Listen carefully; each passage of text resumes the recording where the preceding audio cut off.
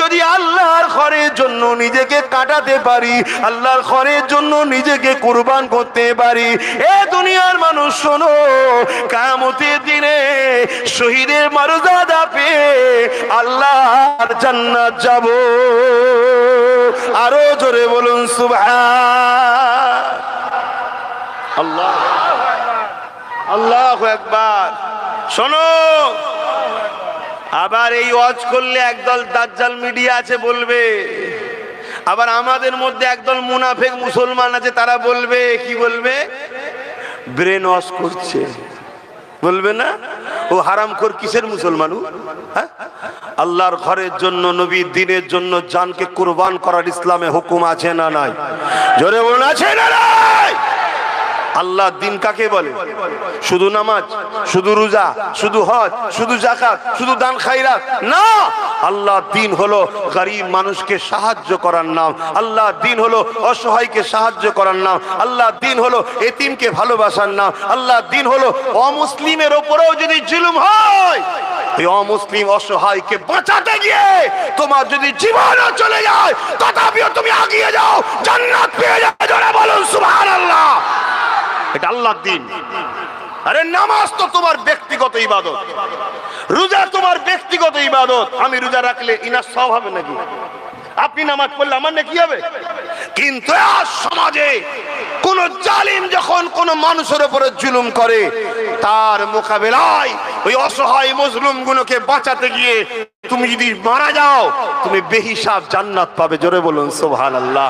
যদি অমুসলিমের উপরেও জুলুম হয়, শুনে রেখে দাও ইসলাম কাকে বলে, ইসলাম কাকে বলে। শোনো, অমুসলিমের উপরেও যদি জুলুম হয়, তুমি সেই অমুসলিম মা বাপ ভাই বোনগুলোর পাশে দাঁড়িয়ে যে জুলুম করছে, এই জালিমের মোকাবিলা করতে গিয়ে তুমি মারা গেছো গুলি খেয়ে, বোম খেয়ে, তোমাকে আল্লাহ বেহিসাব জান্নাত দেবে। জোরে বলুন সুবহানাল্লাহ। আরো জোরে বলুন সুবহানাল্লাহ। কেন ও অমুসলিম কি মুসলিম ওটা তোমার জানার দরকার নেই। সৃষ্টিটা কার? আল্লাহর সৃষ্টিকে ভালোবাসা, আল্লাহকে ভালোবাসা। জোরে বলুন সুবহানাল্লাহ। তাই একজন যদি খোদার তো অমুসলিম আসে, তাকে যখন খানা খাওয়াবে, পৃথিবীর কেউ না হাসুক, তোমার মালিক আল্লাহ হাসে। জোরে বলুন সুবহানাল্লাহ। যে আমার সৃষ্টিকে খাওয়াচ্ছে। দেখ, ইসলাম বুঝছো? ইসলাম বুঝছো? কিন্তু এই ওয়াজ করলে তোমার একদল বলবে ব্রেন ওয়াশ করছে। বলে না, বলে না? কত বড় শয়তান হলে মুসলিম দাবি করে এত বড় ধোঁকা দিতে পারে কওমকে।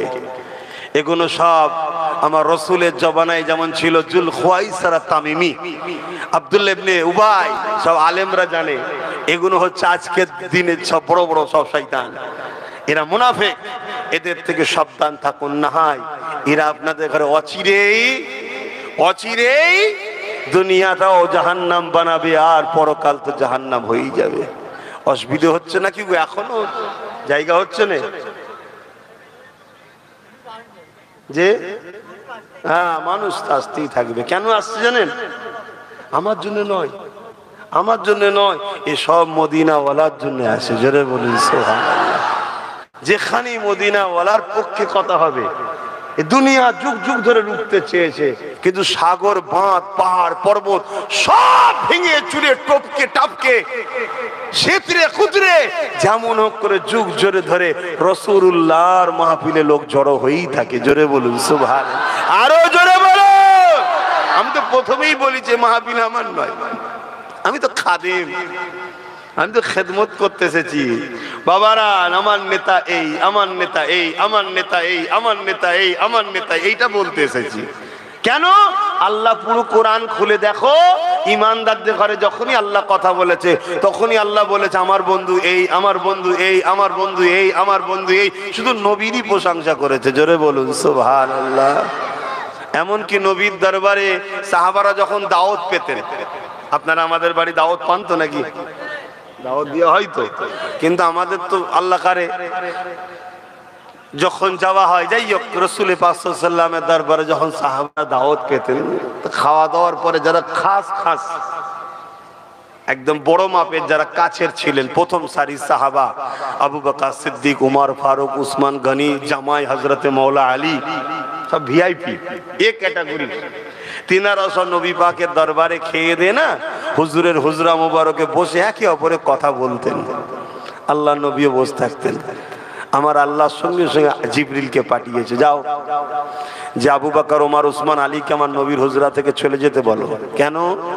আমার হুজুর বড় লজ্জা করে, আমার নবী বড় লজ্জা করে, মুখ ফুটে বলতে পারছে না যে দুপুরে খাবার পরে একটু শুতে হয়, তা আমার হাবিব একটু শোবে, ওইগুলোকে সব ঘরে যেতে বলো। জোরে বলুন সুবহানাল্লাহ।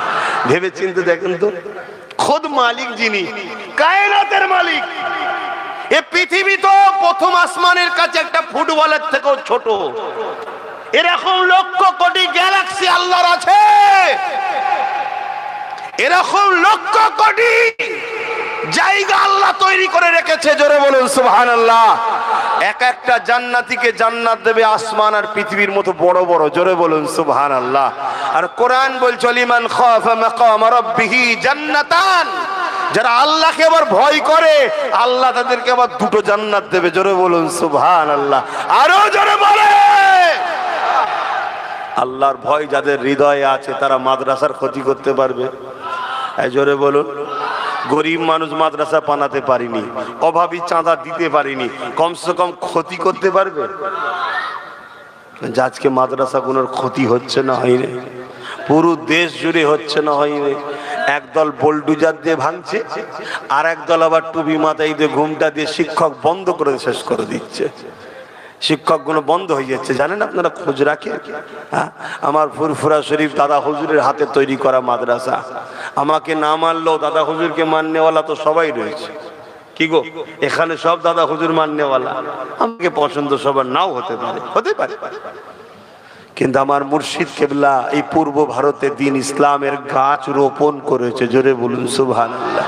আজকে গাছ বড় হয়েছে, ফল আমরা খাচ্ছি, কিন্তু গাছটা পুঁতেছে কে? পূর্ব ভারতে দাদা হুজুর পীর কেবলা। আমার মোজাদে জামানের আদর্শ কেমন ছিল?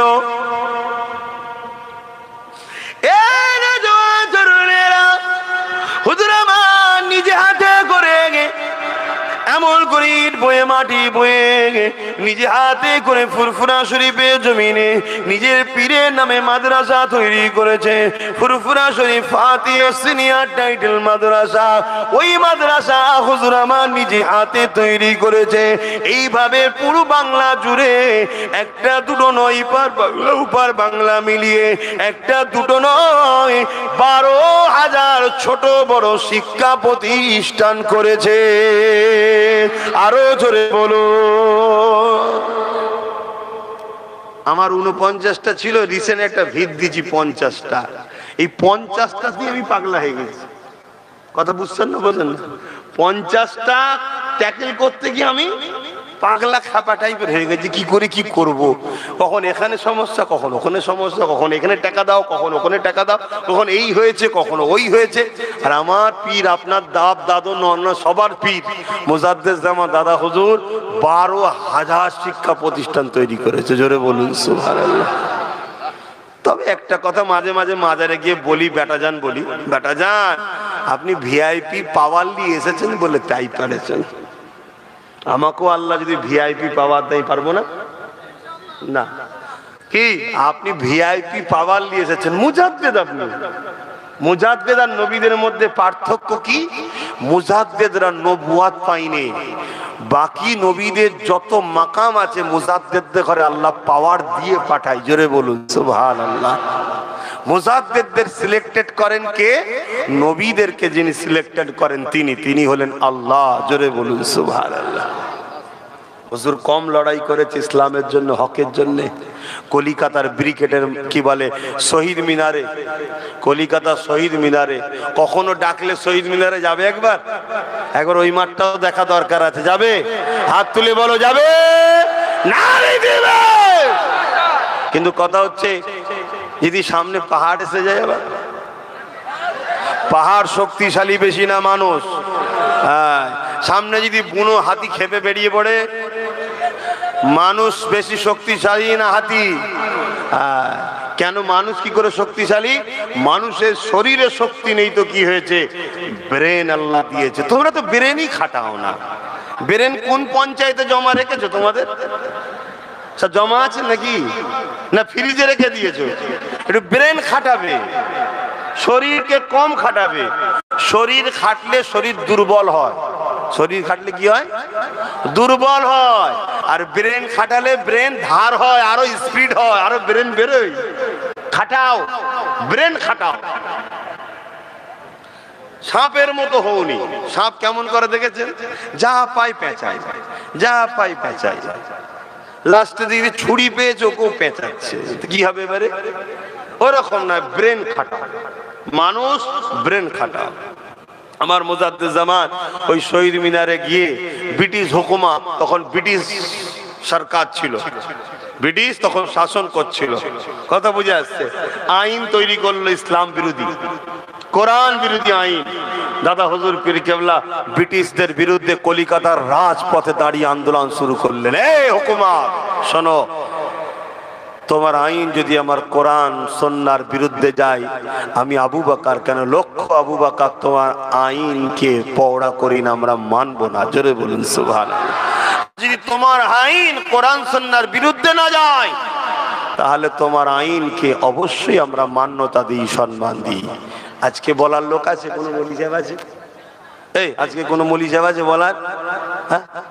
বলা তো দূরের কথা, যদিও বা কিছু লোক বলতে চায়, তাকে পিছন থেকে ধরে টানবে। কি দরকার বলার, কি দরকার বলার? বেকার ঝগড়া করিনি, কিছু পয়সা নিয়ে সেটেলমেন্ট হয়ে যায়।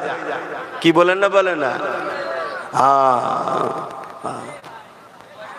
আজ আইন তৈরি হচ্ছে আমার ইসলামকে মিটাবার, ইসলামের বিরুদ্ধে আইন তৈরি হচ্ছে, হচ্ছে না হয়নি?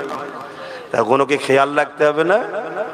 আমরা তো কই কারো বিরুদ্ধে আইনের কথা বলি না, কারো বিষয়ে কোনো কিছু বলেন বলেন, কিন্তু যত ঘুরিয়ে ঘুরিয়ে ঘুরিয়ে ঘুরিয়ে আমার বিষয়ে কেন কেন ওগুলো মাথায় ঢুকাতে হবে। একটাই কারণ, আমরা যুগে যুগে যুগে যুগে যুগে যুগে দরদ দেখাই, কিন্তু দরদ দেখাতে গিয়ে নিজের ছেলেকে এতিম করি। কিছু বুঝতে পারলেন না? আমরা দরদ দেখাই, দরদ দেখানো ভালো তো, কিন্তু দরদ দেখাতে দেখাতে নিজের ছেলেকে ক্ষুধার্ত বানায়, ভুকা বানায়, ভিখারি বানায়। এজন্য আমাদের দুর্দশা হয়। যেমন উদাহরণস্বরূপ বলছি, প্যালেস্তাইনের লোকেরা দরদ দেখাতে গেল কিসের জন্য? হিটলার যখন পৃথিবীতে, একটু বলবো ইতিহাসটা, একটু ইতিহাসটা শুনবেন, কেন সত্য মিথ্যা জানা দরকার। হিটলার ইহুদিদের ঘরে মেরে দিচ্ছিল। ইহুদি হচ্ছে অভিশপ্ত জাতি। ইহুদি কি?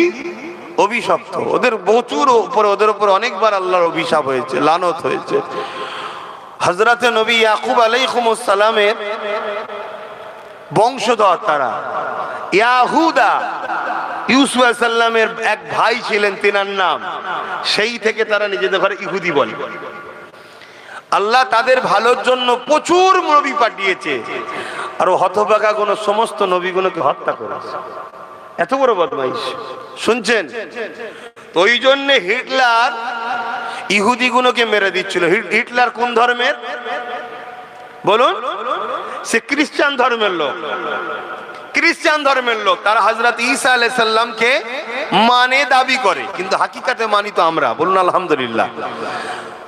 তো যা ও কি করলো, শুধু গ্যাস চেম্বারে ভরে 60 লক্ষ ইহুদিকে মেরে দিয়েছে। এইভাবে পৃথিবীর ইহুদিদের মেরে শেষ করে দিচ্ছিল। লাস্টে বললো, আমি কিছুকে ইচ্ছা করে রেখে গেলাম। কেন? এই যে মেরেছি আমি, লোক আমায় ভুল বুঝছে, একদিন দুনিয়া বলবে হিটলার ঠিক করেছিল। কেউ না বলুক, আজকে আমি বলছি ঠিক করেছিল। কথা বুঝছেন না, বোঝেন না? কেউ না বলুক, আজকে আমি বলছি ঠিক করেছিল। কেন? একটা 7 দিনের বাচ্চাকে বন্দিরা হত্যা করেছে, 9 মাসের বাচ্চাকে ফাঁসি দিয়েছে। শুনছেন না, শোনেন? আর ওই খসলত আমাদের এলাকাতেও কিছু আছে, ছোট ছোট বাচ্চা কোনো কেউ মারছে, মেরেছে না মারেনি। বাপ না হয় ভুল করেছে, তোর নজরে ভুল তো নয়, তোর নজরে বাচ্চাগুলোকে পর্যন্ত ছাড়েনি, বাচ্চাগুলোকেও মারছে। কি জালিম শুরু হয়ে গেল। তবে এই লক্ষণ ভালো না খারাপ? মুমিনদের জন্য ভালো। আলহামদুলিল্লাহ বলুন, আলহামদুলিল্লাহ বলুন। হ্যাঁ, মুমিনদের জন্য ভালো। কেন? এই পাপটা যত বাড়বে, আমাদের নেতা তত তাড়াতাড়ি দুনিয়ায় আসবে। জোরে বলুন সুবহানাল্লাহ। আমাদের নেতা, বুঝতে পারছেন না? পৃথিবীতে আবার 2টো নেতা আসবে, একটা হলো শয়তানদের পক্ষে, আর একটা মুমিনদের পক্ষে, মুসলমানদের পক্ষে নয়। কারণ মুসলমানদের মধ্যে দুদিক আছে, এক মুনাফিক আছে, একটা মুমিন আছে। ওই জন্য মুসলমান বললে হবে না। মুমিন মুসলমানদের জন্য আসবে কে? হযরত ইমাম মেহেদী আলাইহিস সালাম। জোরে বলুন সুবহানাল্লাহ, আরো জোরে বলুন না সুবহানাল্লাহ। আর শয়তানদের পক্ষে আসবে এক চোখো কানা। এই নবী বলে গেছে জানেন না, দাজ্জাল আসছে। কথা বুঝে আসছে? পৃথিবী জুড়ে তার প্রোপাগান্ডা চলছে। পৃথিবীতে বড় বড় নেতা সাইন্সারা সব দাজ্জালের হয়ে কাজ করছে।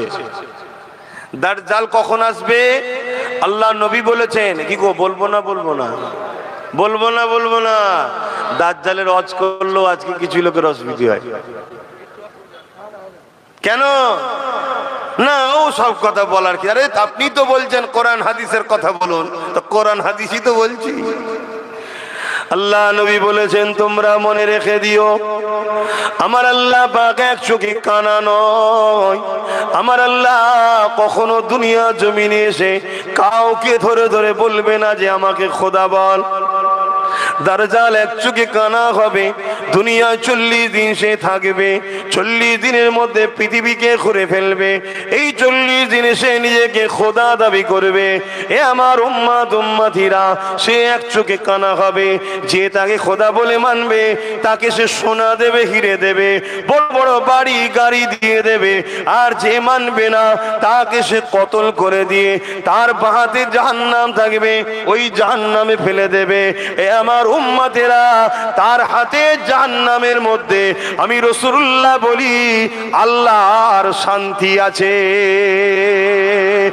আর যে তাকে মেনে নেবে সে তাকে সোনা দানা দেবে, এবং তার ডান হাত জান্নাত আছে, তার জান্নাত ওই জান্নাতে দেবে।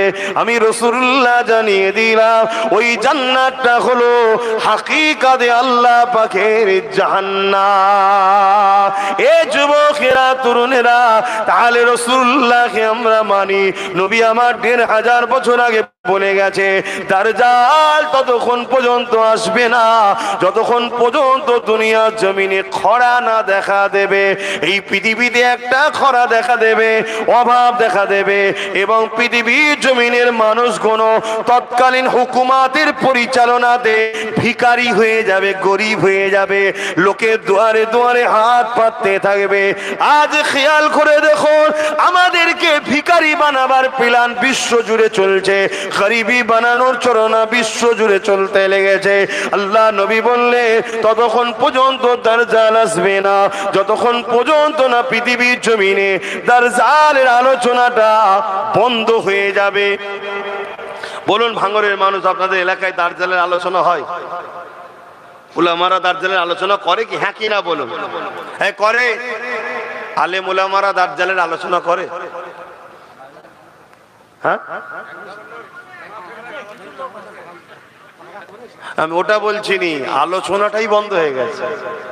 দাজ্জালের আলোচনা হয় আর হয় না, বন্ধ হয়ে গেছে। তো রাসূলুল্লাহ বললেন দাজ্জালের আলোচনা যখন বন্ধ হবে তখন দাজ্জাল আসার সম্ভাবনা তখন আসবে।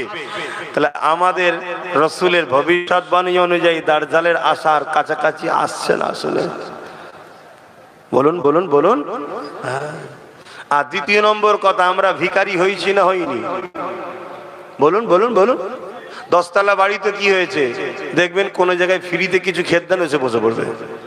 আছে না? নাই। কিসের অত খোঁজ লিবার দরকার নেই, হাত গুটিয়ে খাবে। কোন জায়গায় এক ছড়া কলা নিয়ে কাউকে দেওয়া শুরু করুন, ও দেখবেন হাত পাচ্ছে।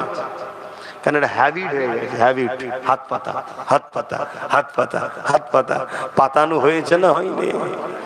বুঝাবার জন্য বলছে, আমার বাড়িতে ভাঙর থেকে একটা লোক গেল, তাকে আমি 1 বছর বসে বসে খাওয়াবো। শোনেন আব্বা, আমার বাড়িতে ভাঙর থেকে একটা লোক গেল, 1 বছর বসিয়ে খাওয়াবো। যা খেতে চাইবে আর চাইবে, খাটাখাটি করতে হবে, শুধু খাওয়াবো বসে বসে। 1 বছর পর ওকে যদি ঘর থেকে বার করে দিই, দলিশ থেকে তাড়িয়ে দিই, ওর কি দশা হবে? এবারে খাটতে পারবে আর? জোরে বলুন। ওর মেন্টালিটি খাতার ধান্দায় আর নেই। শুধু চিন্তা করছে কোথা খাবার পাবো, কোথা খাবার পাবো, কোথা ফ্রি পাবো, কোথা ফ্রি পাবো, কোথায় গেলেই হয়ে যাবে। কি লাস্টে যদি হারাম খাবার কোনো জায়গায় দেওয়া হয়, পেটের জ্বালা বড় জ্বালা, খাটতে তো পারছে না, হারাম খাবে না, খাবে না। এটাই হলো দাজ্জালের প্ল্যান। পৃথিবী জুড়ে হচ্ছে না হয়নি? তা থেকে আমার বাংলা কি নিরাপদ? বলুন বলুন বলুন বলুন। এসব আজ আজকালকার মলিশা হুজুররা করে কেন? করলেই দাজ্জালরা দেবে না। বুঝতে পারছেন না পারেননি? পরিবর্তন হন, বুঝার চেষ্টা করুন। আল্লাহ নবী জানিয়ে দিলেন দাজ্জাল আসার পর মানুষের কবর কোন ধারে ধারে যাবে। আপনার দাদুর কবর কোনটা জিজ্ঞাসা করবে। আপনি দাদুর কবরে দাজ্জালকে নিয়ে যাবেন, সে বলবে কবরবাসী ওঠো, মুখের দাদু ওঠো।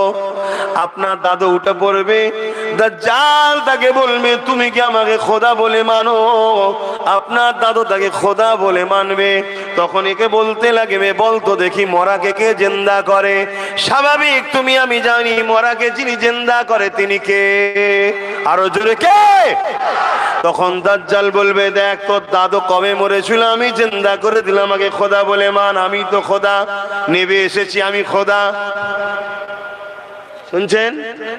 ঈমান আছে তো আমাদের? এগুলো শুনতে হবে না? শুনতে গেলে ধরা দিতে হবে তো? ধরা দেয়? শুধু ছুটছে তো।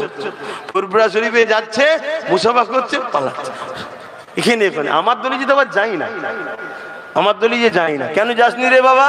বলছে সিবিআই ছাড়া আছে, আইবি ছাড়া আছে, গাড়িতে একটা চর ছেড়ে দিয়েছে, কোথায় যাই দেখবি, সব জায়গায় যাই যাক, আব্বাসের কাছে যেন না যাই। কথা বুঝছেন? প্রথম বলেছিল ফুরফুরাতেই যাওয়া হবে না। কি বলেছিল? যাওয়া হবে না। কিন্তু ফুরফুরায় কিছু কিছু তো আছে এদেরই, তারা তো ফোন করে বলেছে এই সব বন্ধ করছিস কেন, আমাদের কি হবে তাহলে? বুঝতে পারছেন না? সব বন্ধ করে দিলে আমাদের কি হবে? ওর কথা বাদ দে, ওর কাছে নাই যে দিবিনি দিবিনি দিবিনি, আমরা তো তোদের দিকে, আমাদের কি সমস্যা হলো? তো দেখছি তাহলে কি করা যায়। প্ল্যান মাথায় ঢুকে গেছে। কি? গাড়ি পিছু একটা করে সিবিআই ছেড়ে দিয়েছে, পিছু পিছু ঘুরবি, কোথায় যাই দেখবি। দুজন ঢুকেছে, টুক করে বলছে হুজুর আমি ভাঙর থেকে এসেছি। মুসা ভাই পালাচ্ছিস কেন? বলছি এক্ষুনি দেখে ফেললো অসুবিধা আছে, সিবিআই আছে। যুবক, এভাবে বেঁচে থাকার থেকে না থাকা ভালো। এটা আব্বাস সিদ্দিকীর বিশ্বাস, এটাই আমার ইসলাম শিখেছে। একই জিন্দেগি, একই জিন্দেগি, আল্লাহ ছাড়া কাউকে ভয় করবে না। কাকে ভয় করবে? আল্লাহকে। আমাকেও নয়, পৃথিবীর কাউকে নয়। একমাত্র যে তোমার মৃত্যু দিতে পারে তিনি কে? একমাত্র তোমার জন্য ভালো মন্দের ফায়সালা যিনি করতে পারে তিনি কে? যদি তোমার আল্লাহ ভালো দেয়, ভালোর পিছনেও পরীক্ষা আছে।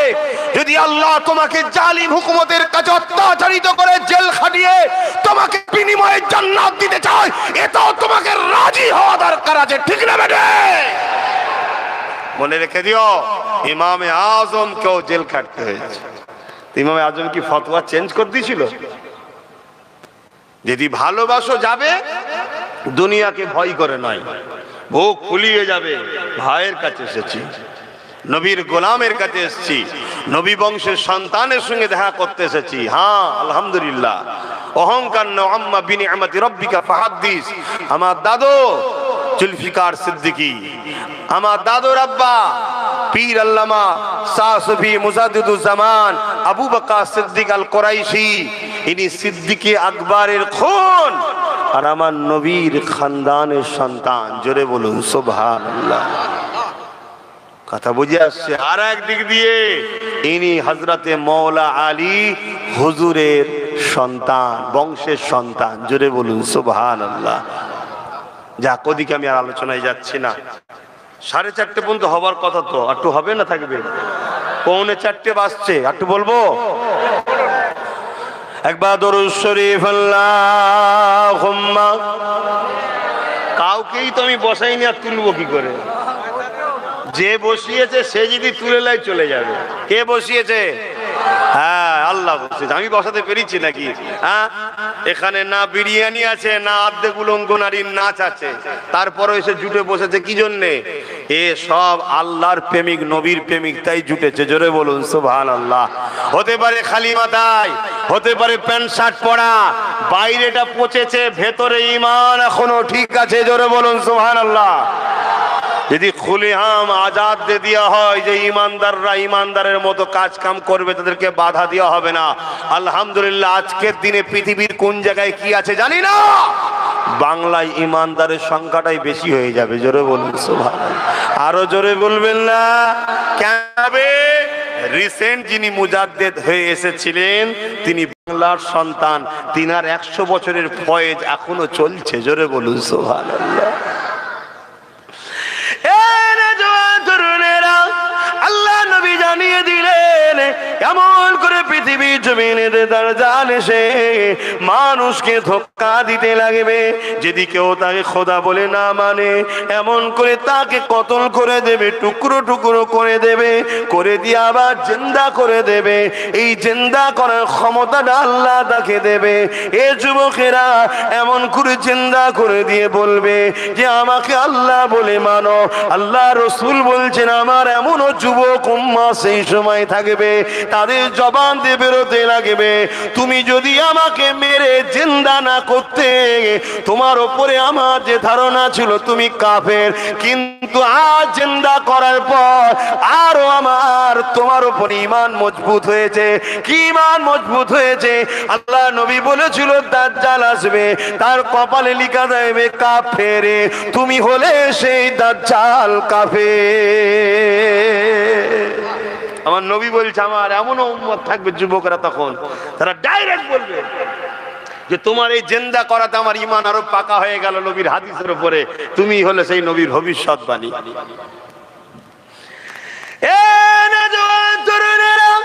আল্লাহ নবী জানিয়ে দিলেন পৃথিবীর বুকে সব থেকে বড় ফিতনা হলো দাজ্জালি ফিতনা। সামান্য দাজ্জালের চেলাদের ফিতনায় যদি আমরা অতিষ্ঠ হয়ে যাই, সামান্য দাজ্জালের চেলাদের ফিতনাতে যদি আমরা দিশেহারা হয়ে যাই, সামান্য দাজ্জালের চেলাদের ফিতনাতে যদি আমরা আমন করে দিবা দিক উদিক হয়ে যায়, সামান্য দাজ্জালের চেলাদের ফিতনায় যদি নিজেদের করে আল্লাহ নবীর দিক থেকে সরিয়ে নিয়ে দূরে চলে যায়, তাহলে দাজ্জালি ফিতনাতে আমাদের ঘরের ছেলেদের কি হবে উপায়? এই যুবকেরা এমন একটা দিন আসতে চলেছে যে দিনে বাপ গুলো নিজের মেয়ে গুলোকে রক্ষা করতে পারবে না, ঘরের মধ্যে ধরে রাখতে পারবে না, তারা বাইরে বেরিয়ে যাবে, বাপ তাকে কন্ট্রোল করতে পারবে না। আল্লাহ নবী বললেন এমন একটা দিন আসছে ওই দিনে তোমরা মসজিদে যেতে পারবে না।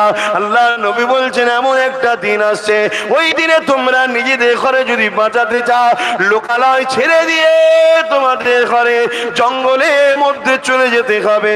আল্লাহ নবী বলছে এমন একটা দিন আসছে ওই দিনেতে সমাজের সমস্ত জায়গায় নেতৃত্ব মাথায় বসে যাবে সমাজের অশিক্ষিতরা, সমাজের মূর্খরা, সমাজে যারা বম্পট বদমাইশ তারাই সব চলে যাবে।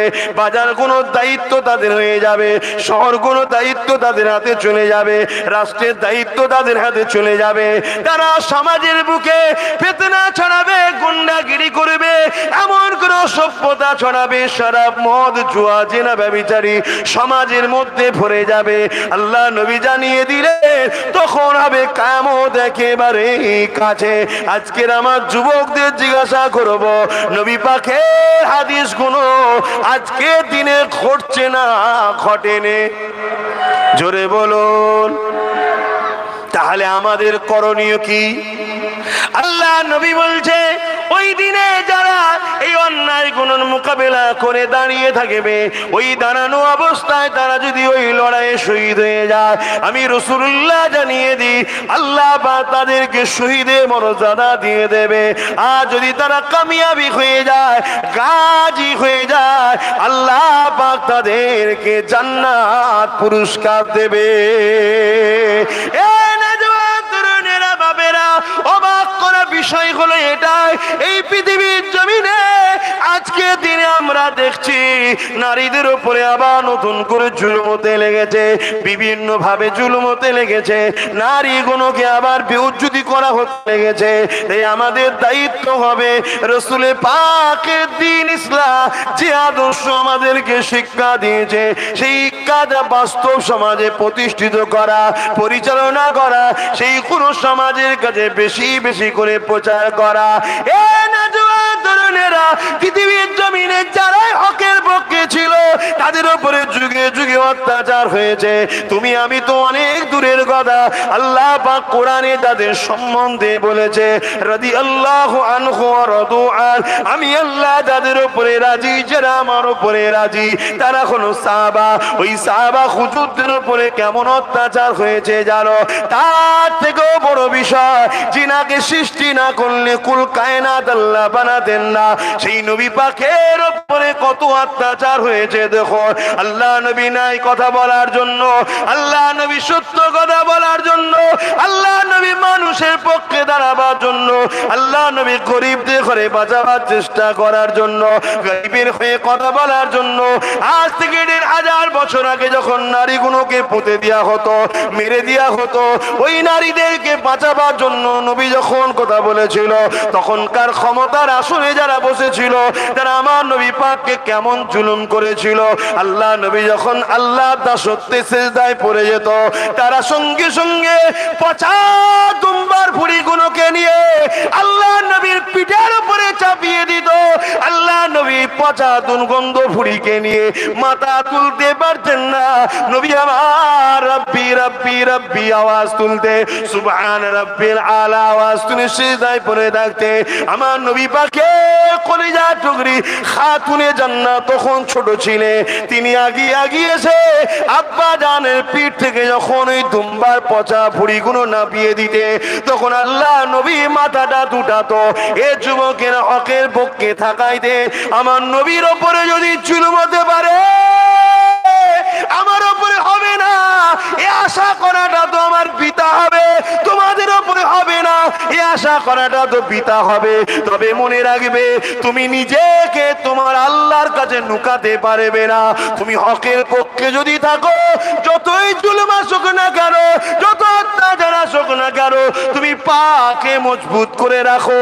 যদি ওই অবস্থায় তোমার মৃত্যু হয়ে যায়, কোনো চিন্তা করো না, কেননা মৃত্যু তো একদিন না একদিন হবার। তবে হকের পক্ষে যদি মৃত্যু হয়, মনে রেখে দিও আমার আল্লাহ তোমার জন্য দুনিয়ার সমস্ত গুনাহ মাফ করে দিয়ে নাজাত দিয়ে দেবে। আরো জোরে বলুন সুবহান। ইসলামের কথাই বলছি তো নাকি? একটু সবাই আওয়াজ দিয়ে বলুন, বলছি তো নাকি? কারা বলছেন যে ইসলামের কথাই বলছেন একটু হাত তুলে সাক্ষী দেন, একটু হাত লম্বা করে তোলেন। আলহামদুলিল্লাহ। দু চারটে যদি মাতাল এখন বলে যে কি বলেছিল ইসলামের কথা বলেনি, তা আমি কি করতে পারি বাবা? ঠিক না বে ঠিক গো? কেউ যদি মনে করে যে ভাঙরে আসা বন্ধ করে দেবো, এখানে আসা বন্ধ করে দেবো, ওরে পাগল, আল্লাহর জমিনটা কি শুধু ভাঙর কেলিয়ে নাকি? হ্যাঁ, এই আল্লাহ জমিনটা কি শুধু ভাঙর কেলিয়ে? কিছু বলবেন? আচ্ছা, কি গো বলবেন তো, আল্লাহর জমিনটা কি ভাঙর কেলিয়ে? হ্যাঁ, শোন, তুই তো আমায় বলবি দুনিয়ার শয়তানের খুশি করার জন্য বলবি যে ভাঙরে আসা বন্ধ করে দেবো। শোন, আমার আল্লাহ যদি তোকে জান্নাত যাওয়া বন্ধ করতে, কি হবে বল দেখি? কেমন হবে? কি যে ঠিক আছে, আমার নবীর গোলামটা, আমার নবীর বংশের ছেলেটা আব্বাস যখন হক কথা বলছিল, তো দুনিয়ার শয়তান তোকে চাপ দিয়েছিল, কি হলো, কি করে এইসব হচ্ছে দেখতে পাচ্ছিস নি? তুই তখন দুনিয়ার ওই শয়তানকে খুশি করার জন্য এলাকার গরিব গরিব ছেলেগুলোর উপর জুলুম অত্যাচার করেছিলি, চমকেছিলি, ধমকেছিলিস। তা আজকে তোর জান্নাত যাওয়া বন্ধ করে দিলাম, যা। এবার কেমন হবে? কি গো বুঝতে পারছো না? আমরাও সেদিন বলবো, কি বুঝছো এখন? ভাল লাগছে তো? চিন্তার কোনো কারণ নেই, হাসি খুশিতেই থাকো। বুকে হাত দিয়ে বলো, তোমরা কেউ নবীর দ্বীনের দুশমন নাকি?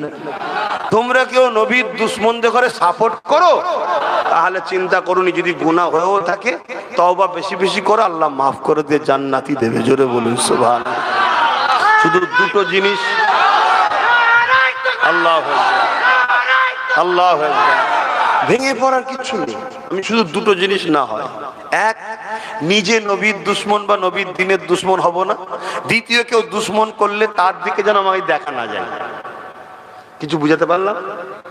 আমি যদি ইসলামের উপকার করতে নাও পারি, আমি যদি ইসলামের উপকার করতে নাও পারি, আমার দ্বারা যেন ক্ষতি না হয়, মনে থাকবে।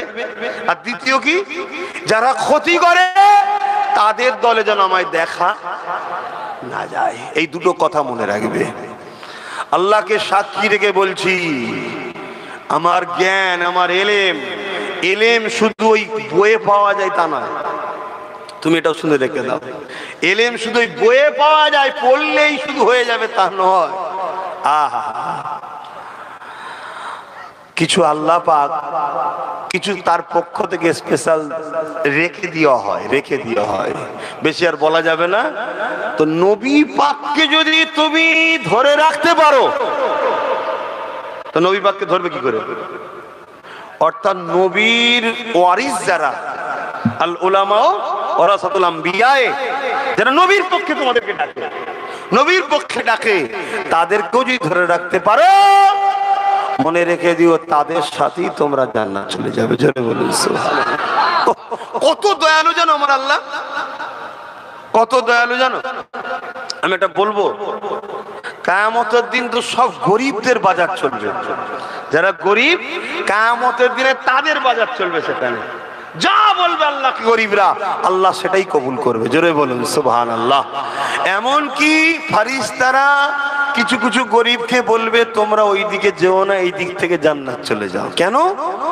তোমরা যদি ওই দিকে যাও, ধরুন আমি একটা গরিব, আমিও গরিব, বোঝাবার জন্য বলছি, একটা কাউকে হয়তো কিছু কাপড় দিয়েছি, আমি ধরা পড়ে গেছি, আর গরিব তো কিয়ামত দিন নাজাত পাবে, তাকে তো আল্লাহ সাহায্য করবে, ছাড়বে। আমি তখন তাকে বলবো, ভাই তোমাকে আমি দুনিয়ায় একটা সাহায্য করেছিলাম, তুমি এখন আমার জন্য একটু বলে দাও। এই গরিব যখন তার হয়ে বলবে, আল্লাহ তাকেও জান্নাত দেবে। জোরে বলুন সুবহানাল্লাহ। শুনছেন তো? একটা ইবাদতে জাহিরি, একটা ইবাদতে রূহ, কথা বুঝে আসছে? আর ঈমান দেখাবার জিনিস নয়, ঈমান এখানকার জিনিস, কথা বুঝে আসছে? আর ঈমানটা হলো মূল, ঈমান মূল। অতএব ঈমান যদি থাকে, সে কোনো দিনের জন্য রসুলের দিনের ক্ষতিকারক হতে পারে না, আর নবীর দিনকে যারা ক্ষতি করে তাদের সঙ্গে একসাথে থাকতেও পারে না। এই দুটো কথা মাথায় রাখবে। এখন দোয়া চাইবো, তার আগে একটু দোয়া দরকার আছে। এই দোয়ার দরকার আছে তো নাকি? তার আগে একটু সালাম দেবো। সালামটা কিভাবে দেবো? প্রেমের সাথে দেবো, আদবের সাথে দেবো। হে নবী সালাম,